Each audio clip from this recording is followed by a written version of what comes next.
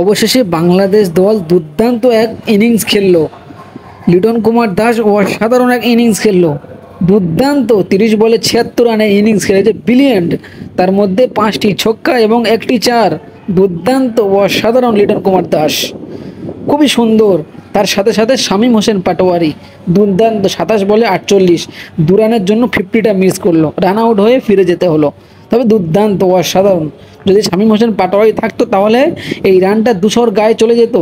খুবই দুর্দান্ত খেলেছে, খুবই অসাধারণ খেলেছে বাংলাদেশ দল। তবে আজকের ওপেনার দুটো খেলতে পারেনি, কিন্তু মিডল অর্ডার ব্যাটসম্যান দুর্দান্ত অসাধারণ খেলেছে। টসে জিতে শ্রীলঙ্কা প্রথমে বোলিং করার সিদ্ধান্ত নেয় এবং বাংলাদেশ ব্যাট করতে এসে প্রথম দুটি ওপেনার মানে তাড়াতাড়ি আউট হয়ে যায় এবং middle order batsman Liton Kumar Das হাল ধরেন। দলের হাল ধরেছে লিটন কুমার দাস, ক্যাপ্টেন, অসাধারণ, ব্রিলিয়েন্ট।